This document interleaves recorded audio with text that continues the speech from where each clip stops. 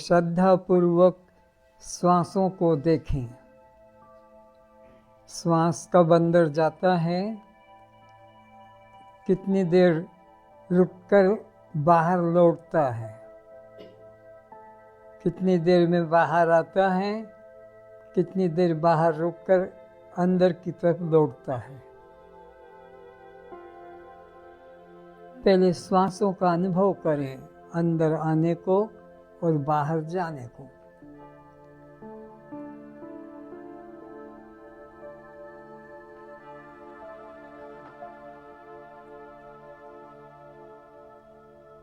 जब अंदर श्वास आता है तो पेट फूलता है, जब श्वास बाहर जाता है तो पेट भीतर की ओर पिचकता है। ये पहचान है श्वास की। अंदर आने में फूलता है पेट, नाभि कमल उठता है, और बाहर जाने में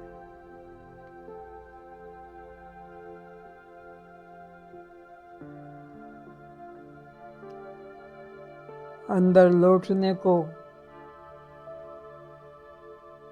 और बाहर के जाने को देखो। कब अंदर लौटता है, कब बाहर जाता है।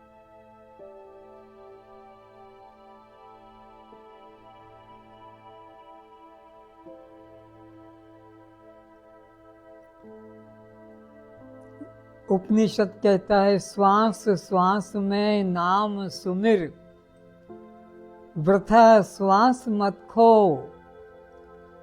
कोई भी श्वास को व्यर्थ मत नष्ट करो, खाली मत जाने दो। हर श्वास में नाम का सुमिरन करो। नाम का मतलब है स्वरूप का स्मरण। तो बहुत ध्यान से जब सुनेंगे, न जिह्वा का प्रयोग करना, न ओठों का प्रयोग करना। जब कुछ बोलना होता है संसार की भाषा में, तो ओठ का भी प्रयोग होता है, जिह्वा का भी प्रयोग होता है। पर ये ऐसा प्रभु का नाम है, न ओठ की जरूरत है, न जिह्वा की जरूरत है। तो श्वास श्वास में नाम सुमिर, हर श्वास में नाम का स्मरण करो। स्मरण करो, जप करो नहीं कहा, माला कहा नहीं कहा, कीर्तन भजन करो ऐसा नहीं कहा। सुमिरन करो। सुमिरन चिंतन को कहते हैं। किस रूप में सुमिरन होगा? अंदर श्वास जाते समय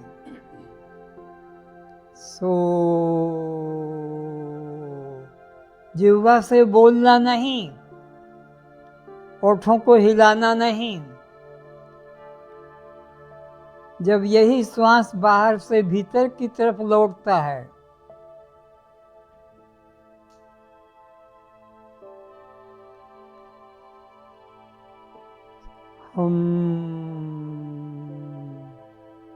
हम के रूप में बाहर निकलता है, सो के रूप में भीतर जाता है। सो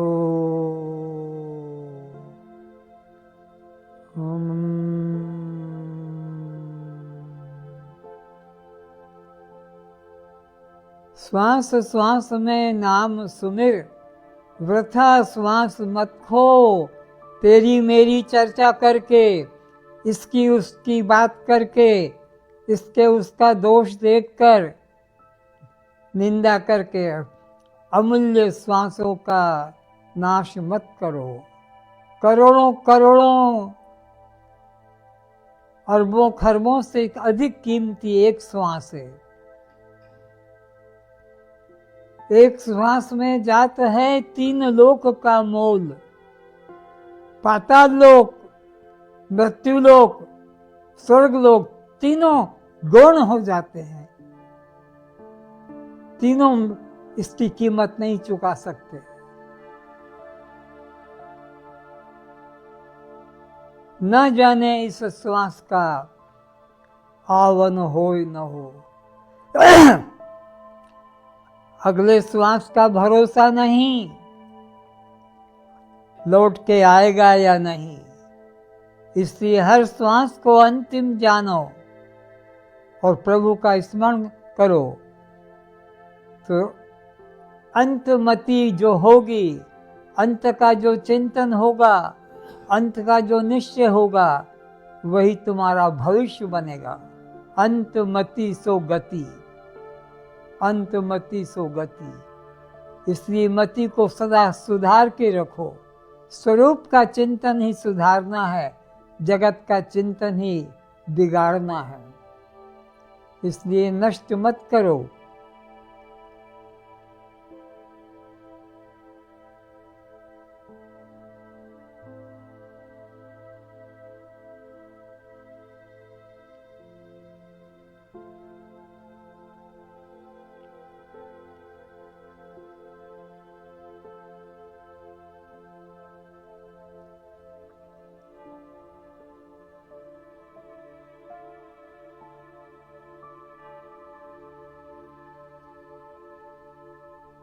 मन को बाहर मत जाने दो, मन को इसी सोहम के चिंतन में लगा रखो।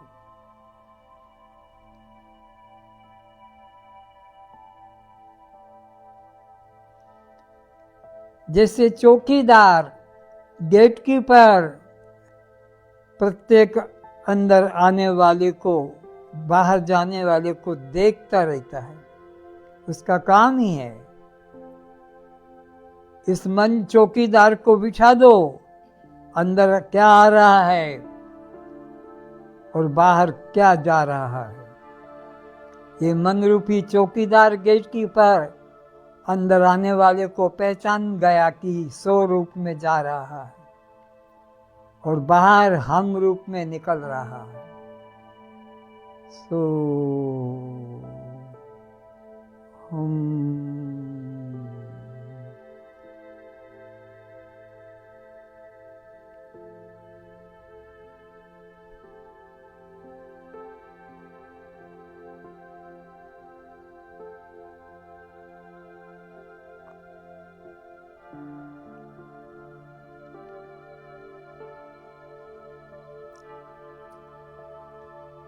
मन की इस ईमानदारी की नौकरी 84 लाख योनियों से इसे मुक्त कर देगी। 84 लाख का जो बंधन लगा है इस मन को, इसकी ईमानदारी की नौकरी में मुक्ति पा जाएगा। और अगर ईमानदारी से नौकरी नहीं की मन ने और बाहरी भटकता रहा, बाहरी का ही चिंतन करता रहा, तो बारंबार 84 का चक्र काटेगा, जन्म मरण का दुख भोगेगा, मुक्ति पद से, अखंड आनंद से वंचित रह जाएगा।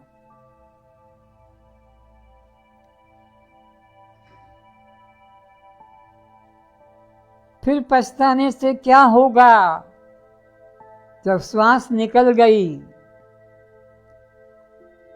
और कर्म के अनुसार कुत्ता, गधा, घोड़ा, हाथी, सूअर, चीता, सांप, कबूतर, मछली, मगर, झाड़, पौधे, अन्न में मिलना पड़ेगा।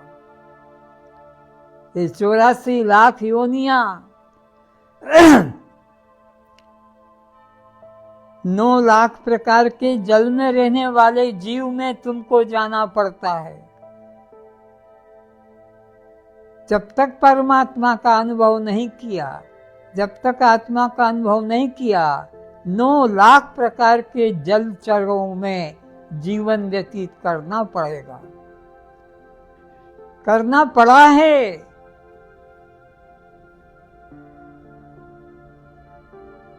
और करते रहोगे।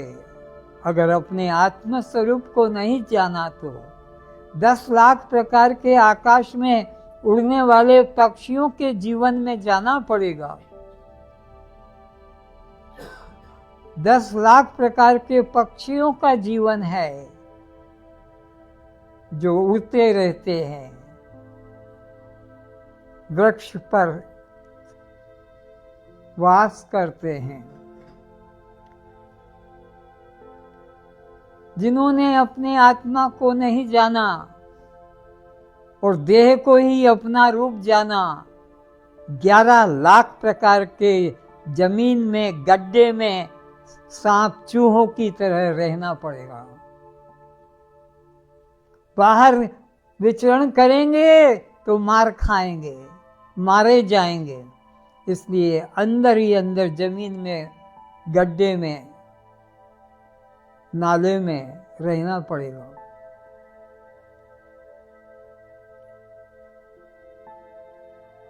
मैं देह नहीं हूं, जन्म मेरा नहीं है, मृत्यु मेरी नहीं है, पिता मेरा नहीं है, माता मेरी नहीं है, पति मेरा नहीं है, पत्नी मेरी नहीं है, पुत्र मेरा नहीं है, पुत्री मेरी नहीं है, घर जमीन संपत्ति मेरा कुछ भी नहीं, मेरा तो सो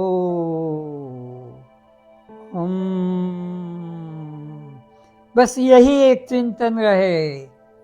अंदर श्वास जाते समय सो, बाहर आते समय हम, बिना बोले, बिना जिह्वा के हिलाए, बिना होठों के हिलाए।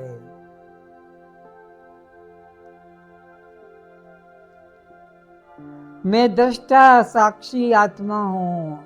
इस अमृत का पान नहीं किया तो 20 लाख प्रकार के जमीन से उत्पन्न होने वाले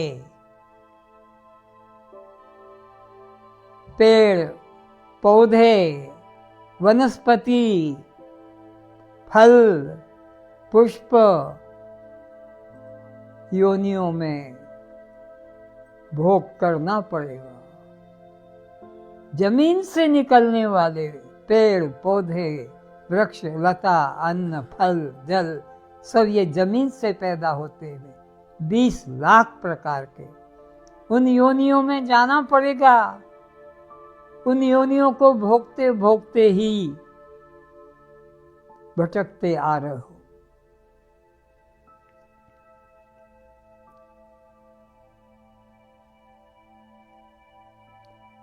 मैं दृष्टा साक्षी चैतन्य आत्मा हूं। अगर ये अमृत का पान नहीं किया तो फिर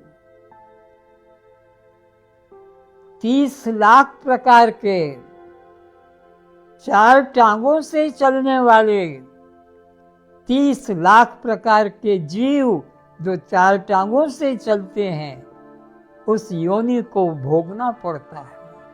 भोगते आ रहे हो, फिर भी नहीं सुधर रहे हो, भोगना पड़ता है।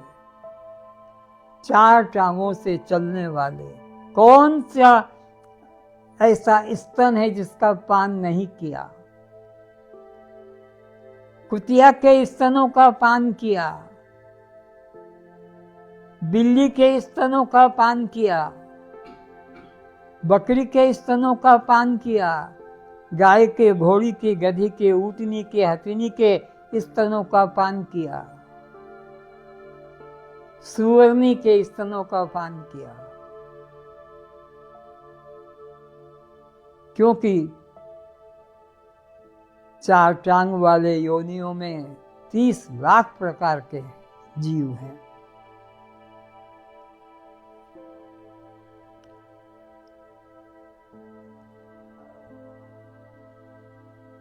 कौन सी ऐसी योनि है जिसमें नहीं गए हो? कौन सी ऐसी योनि है जिसमें तुमने मैथुन, सेक्स, संभोग न किया हो? कुतिया के साथ, गधेड़ी के साथ, सुअरनी के साथ, बिल्ली के साथ, बाघनी के साथ, हथनी ऊँटनी के साथ, सबके साथ भोग किया है। कहीं शांति मिली, कहीं तृप्ति मिली, कहीं सुख का अनुभव हुआ?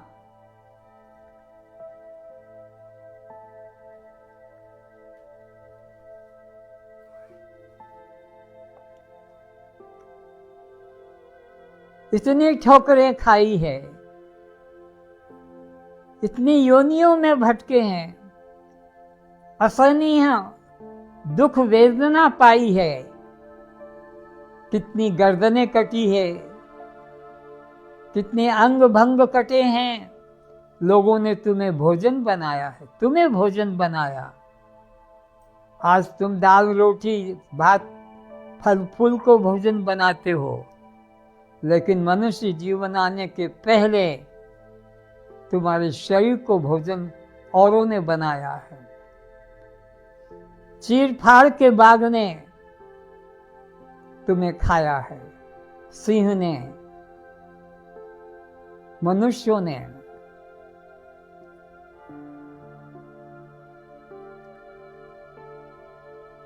और 4 लाख प्रकार के दो टांगों से चलने वाले योनियों में तुम आए हो। 4 लाख प्रकार के 2 टांगों से चलने वाले मनुष्य, स्त्री, नपुंसक, यक्ष, किन्नर, राक्षस,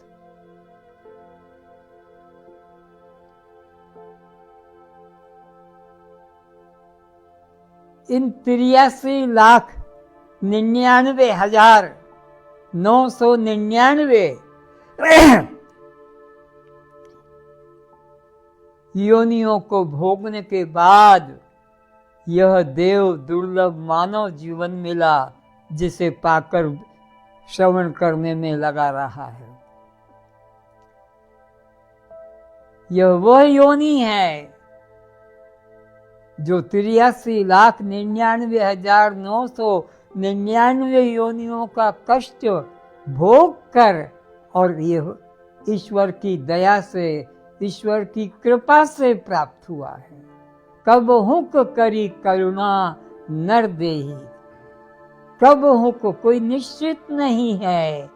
ये 83,99,999 योनियों के बाद में मनुष्य शरीर मिला कि फिर भोगों में फंसा लिया, फिर 84 के चक्कर में जाना पड़ेगा। फिर 84 के चक्कर भोगते भोगते 83,99,999 योनियां काटने के बाद ईश्वर दया से मनुष्य शरीर मिलेगा। लेकिन मनुष्य शरीर मिलकर भी फिर कुत्ते बिल्ली योनियों के भोगों में जीव चला जाता है। इसलिए कहा कभी कभी यह सुधर जाती है बुद्धि, सद्गुरु की कृपा, देवताओं की कृपा, अपने पुण्य कर्मों का प्रताप से यह सुधर जाता है।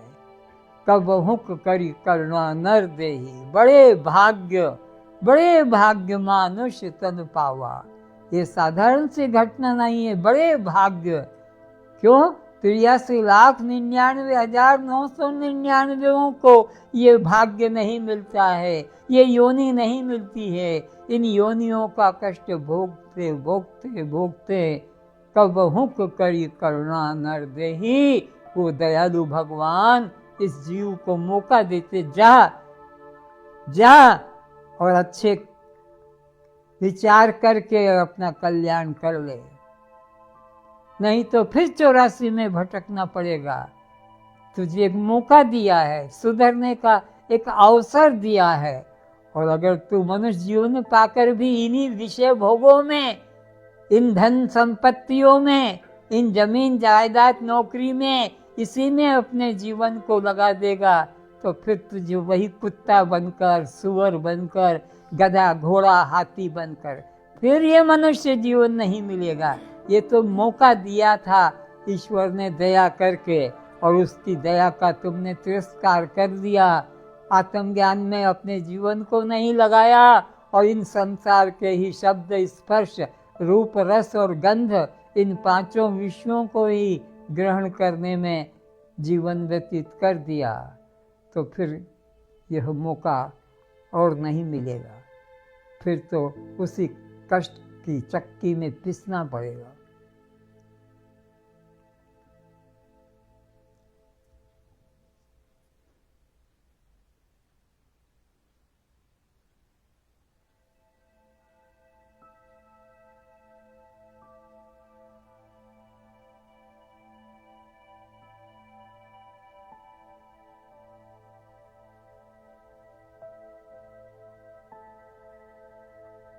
सोचो सोचो, विचारो। ये मनुष्य जीवन ही ऐसा है जिसमें विचार कर सकते हो, सोच सकते हो, भूत और भविष्य का विचार कर सकते हो, वर्तमान का भी विचार कर सकते। ये मनुष्य योनि ही है, और किसी योनि में विचार करने का, सोचने का, तुलनात्मक दृष्टि करने का मौका ही नहीं मिलेगा।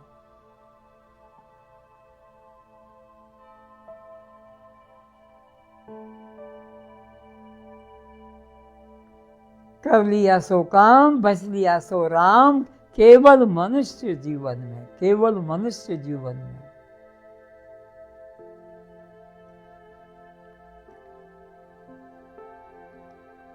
खेत रहते रहते उसकी पशुओं से सुरक्षा नहीं की। खेत रहते रहते तो वे पशु खेत को चर जाएंगे, नष्ट कर देंगे, खा देंगे। फिर उसके बाद में तुम बागड़ बनाओ तो क्या फायदा हो? तो पशु लोग तो खेती को चर गए। अब क्या हो तो है, जब चिड़िया चुग गई खेत।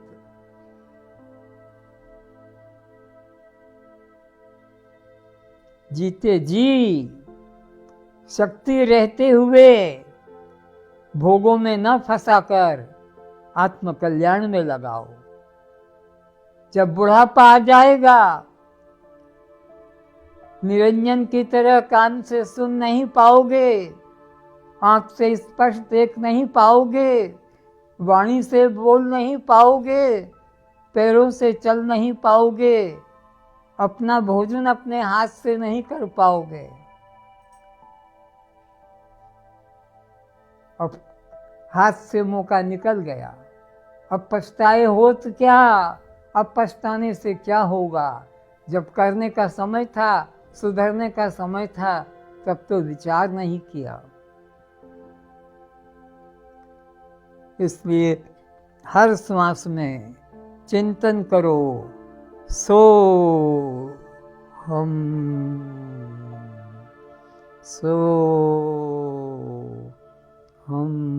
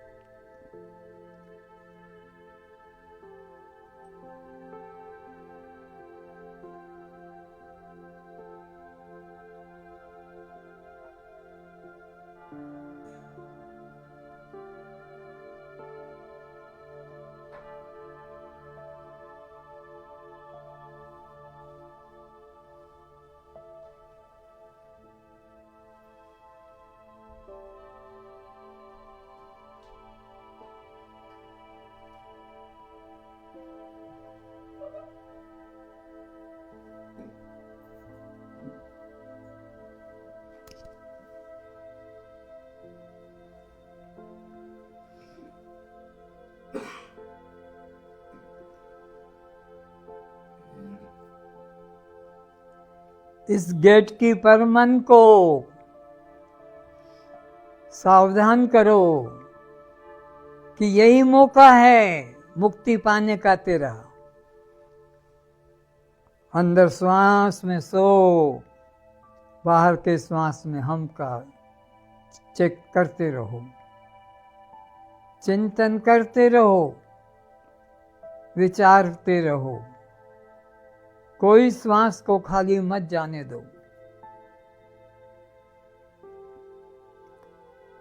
जिह्वा का प्रयोग मत करना, ओठों का भी प्रयोग मत करना।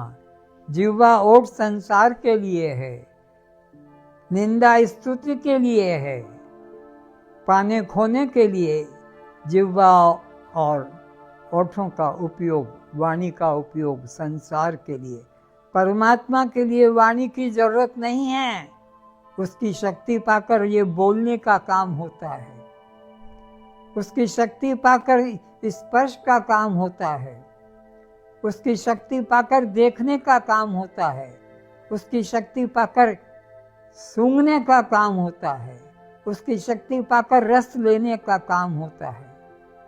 परमात्मा न शब्द है, न स्पर्श है, न रूप है, न रस है, न गंध है, ये पांचों विषय नहीं। और परमात्मा जब पांचों विषय नहीं तो पांचों विषय को चलाने वाले श्रोत्र, त्वचा, चक्षु, जिह्वा, घ्राण, ये पांचों इंद्रियां, ज्ञानेंद्रियां भी मैं नहीं। न मैं पांच ज्ञानेंद्रियां हूं, न पंच विषय हूं, और न मैं उनका भोक्ता हूं। मैं तो केवल सो हम, जिसकी शक्ति पाकर ये पांचों इंद्रियां, चाहे ज्ञानेंद्रियां हो कि कर्मेंद्रियां हो, अपना अपना काम करते हैं। सो हम, वो मैं हूँ, वह मैं हूँ। जो काम हो रहा है ये मैं नहीं हूँ, ये इंद्रियों का काम है, ये मन का काम है, ये बुद्धि का काम है। चिंतन करना, निश्चय करना, अहंकार करना, ये मेरा काम नहीं, अंतःकरण का है। मेरा काम तो बस सो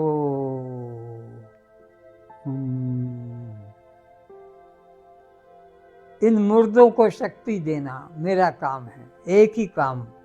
ये सब मुर्दे हैं, अंतःकरण भी मुर्दा, ज्ञानेंद्रिय भी मुर्दा, कर्मेंद्रिय भी मुर्दा, पंच प्राण भी मुर्दा, शरीर भी मुर्दा, पंचभूत भी मुर्दा। साधो ये मुर्दों का है गांव, केवल एक मैं ही चैतन्य, सबको शक्ति देने वाला। सो मेरे बिना ये सब मुर्दे हैं, मेरी शक्ति पाकर ये चेतना को पाते हैं।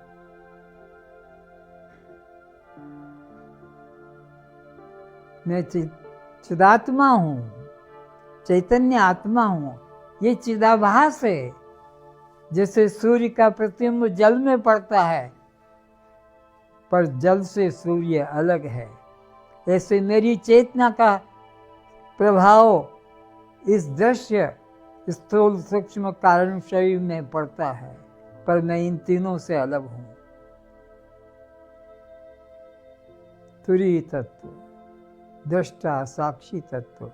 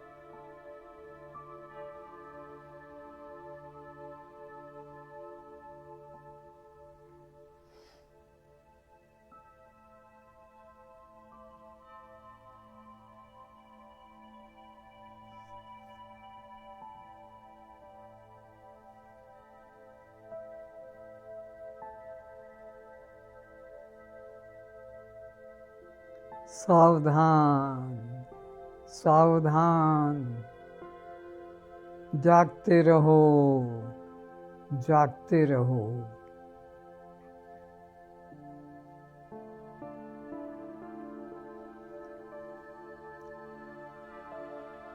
राजाओं के राज्य में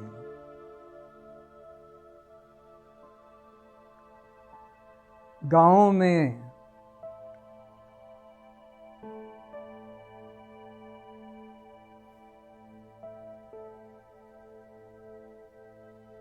गश्ती दी जाती थी और वह एक ही उच्चारण करता था, जागते रहो जागते रहो।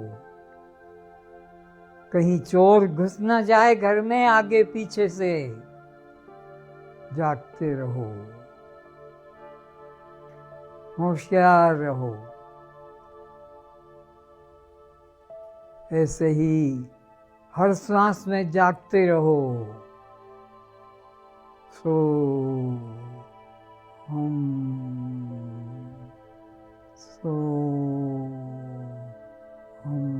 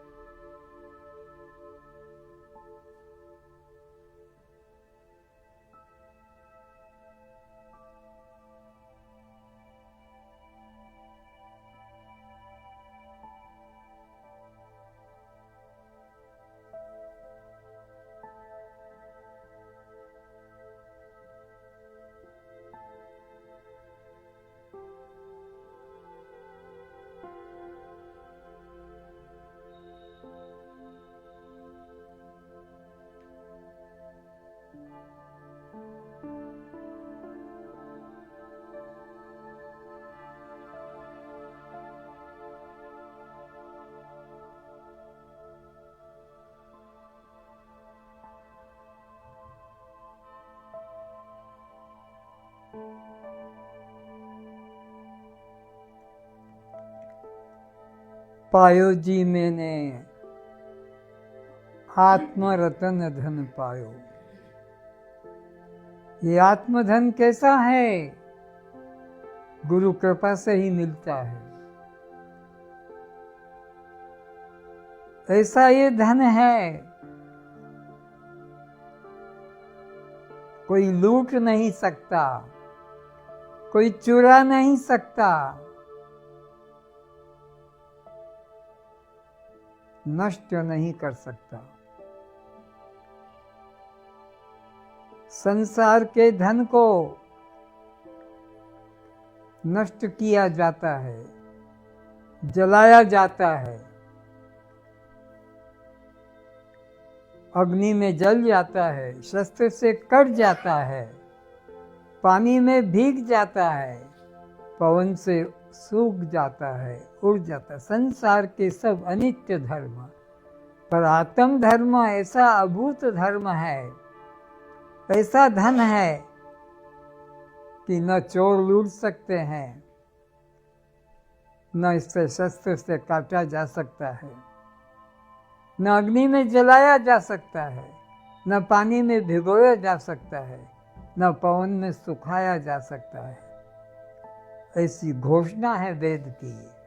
नैनम छिन्दन्ति शस्त्राणि, नैनम दहति पावकः, न चेयो केव क्लेवदन्त आपहो, न शोषति मारुतः। ऐसा ये आत्मधन है।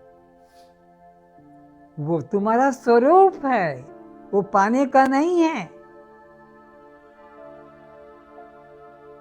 पाई हुई वस्तु तो सब खोना पड़ता है, वो हमारा स्वरूप है।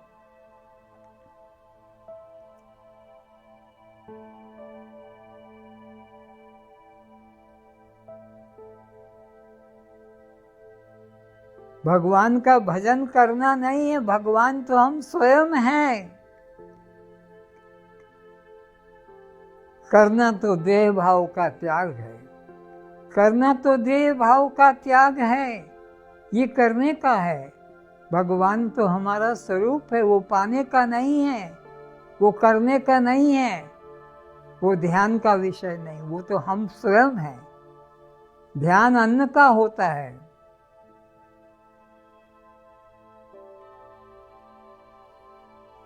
परमात्मा मैं हूं, पर हमने तो देह को मैं मान रखा है।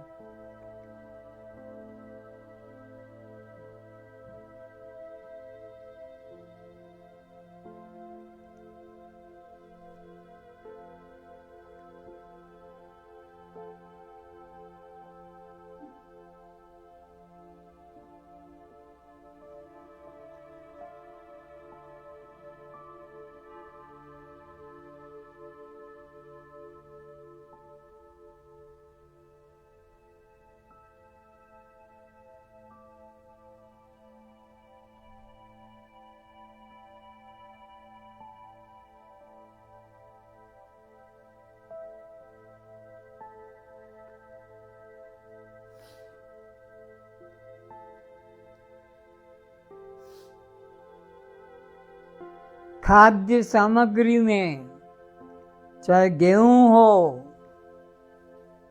चावल हो, आटा बेसन हो, सूजी हो, कीड़े पड़ गए हैं, कंकड़ पड़ गए हैं, तो एक एक कंकड़ को, कीड़े को हटाया जाता है, चींटी को निकाला जाता है। सार वस्तु को पकड़ने के लिए असार वस्तु का त्याग करना है। सार तो है ही, सार को पाना नहीं है, सार है, असार को निकालना है। ये सार आत्मा तुम हो, असार देह भाव को निकालो। चींटी की तरह, कीड़ी की तरह, कंकड़ पत्थर की तरह अनात्मा को निकालो। आत्मा तो तुम स्वयं हो, उसका भजन करना नहीं, कीर्तन करना नहीं है। भजन कीर्तन तो देह भाव के त्याग का है।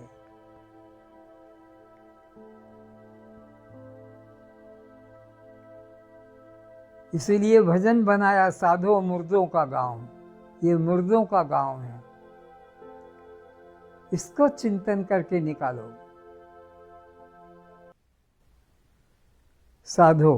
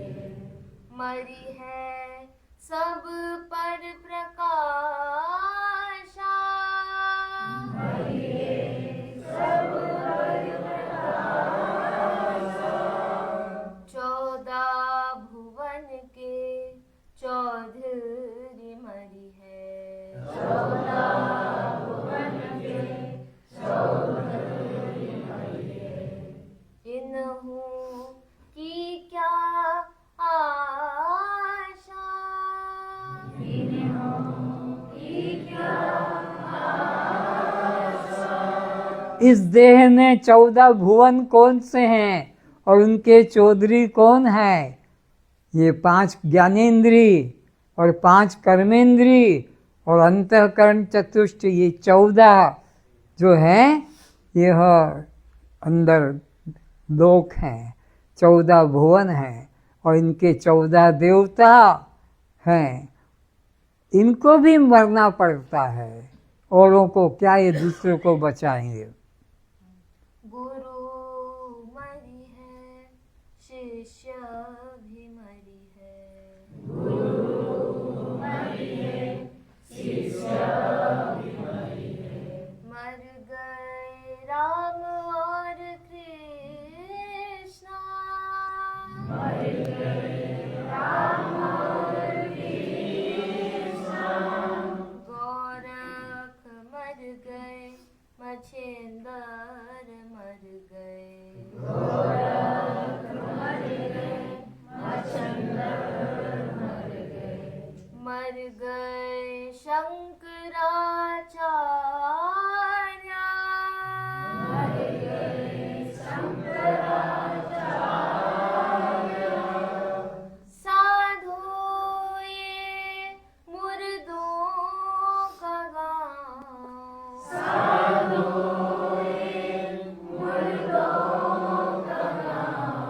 न स्त्री पुरुष में आसक्त रहे, न पुरुष स्त्री में आसक्त रहे, न बाप बेटे में आसक्त रहे, न बेटा बाप में, क्योंकि ये सारा का सारा तो मुर्दों का ही खेल है। ये मुर्दों का गांव है, इसमें कोई अमर रहने वाला नहीं, और जो अमर नहीं रहेगा वो आपको आनंद कैसे दे सकता? अमृत आनंद है, अमृत आनंद है। मृत तो दुख है, मृत तो जहर है। ये सारा संसार जहर है, जहर, जिसे तुम श्रद्धा करके चिपका रहो, चोटा रहो, पी रहे हो, चूस रहे हो, ये सब का सब जहर है, जहर। अमृत आत्मा है, अमृत आत्मा को भूल गए हो और इस जहर को श्रद्धा करके ले रहे हो, जो दुख का हेतु है। भोगी मरी है, जोगी मरी है। भोगी मरी है, जोगी मरी है। मरी है 184, मरी है 184। ब्रह्मा मरी है, विष्णु मर गए। ब्रह्मा मर गए, विष्णु मर गए। मर गए शंकर ध्यानी, मर गए शंकर ध्यानी। साधु ये मुर्दों का गाँव, साधु ये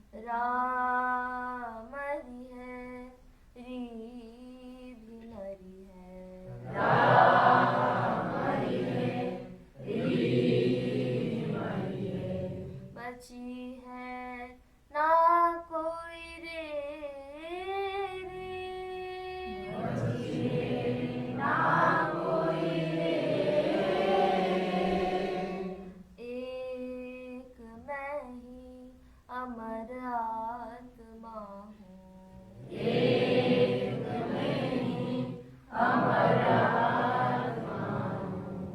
दूजा झूठा संसारा,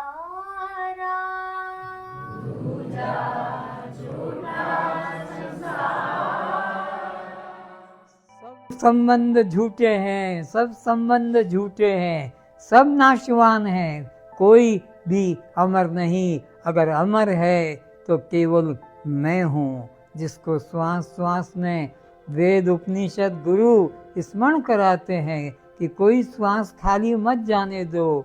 हर श्वास में अंदर जाते समय सो, बाहर आते समय हम। यही अमृत है, यही मोक्ष है, यही तुम्हारा स्वरूप है। इससे हटकर तुम जो भी चिंतन करोगे, भजन करो, पूजा करो, पाठ करो, तीर्थ करो, व्रत करो, उपवास करो, दान करो, सब तुम्हें बांधने वाले हैं, सब तुमको 84 में भटकाने वाले हैं। अस्तु सबसे मन हटाकर हर श्वास में सो हम ध्यान दो, श्वास श्वास में ध्यान करो। कोई श्वास खाली ना जाए।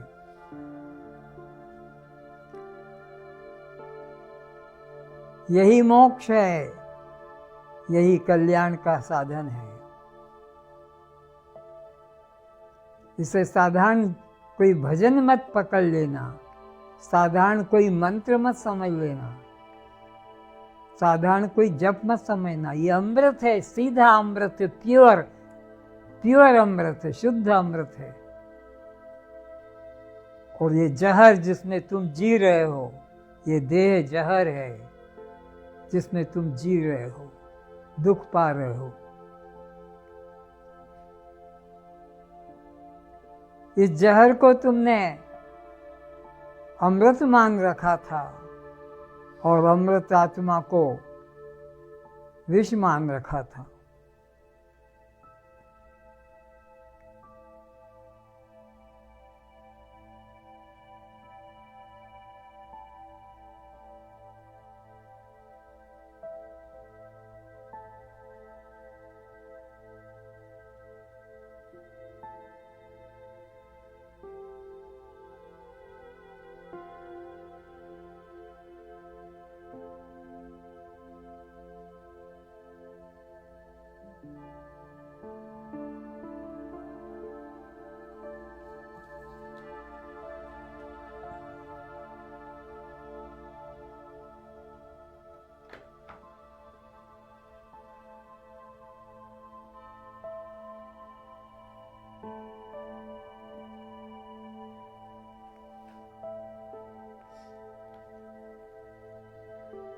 शब्दों की रटन नहीं है कि हम सोहम शब्द का रटन करें, इससे कल्याण हो जाएगा, कभी नहीं।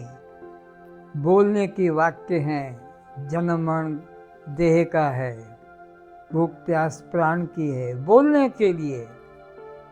सुख दुख मन का है, बोलने के लिए। और बंध मोक्ष जीव का है, बोलने के लिए। अपने में ऐसा स्वीकार करना है, देह से अलग। मेरा न जन्म है न मृत्यु है, मैं देह से अलग हूं, न मेरा भूख है न प्यास है। प्राण को है भूख प्यास, जन्मण देह को। मैं तो देह नहीं, मैं तो प्राण नहीं। सुख दुख मेरा नहीं है, सुख दुख तो मन का धर्म है। ये बंध मोक्ष में नहीं, ये तो जीव का है। फिर मैं कौन हूं? सो हम, जो इन सबको देखने वाला है, जो इन सबको जानने वाला है, जिसे कोई देख नहीं सकता, जिसे कोई जान नहीं सकता। सो हम, सो हम, जो अखंड है, सब देश में, सब काल में, सब रूप में। सो हम, सो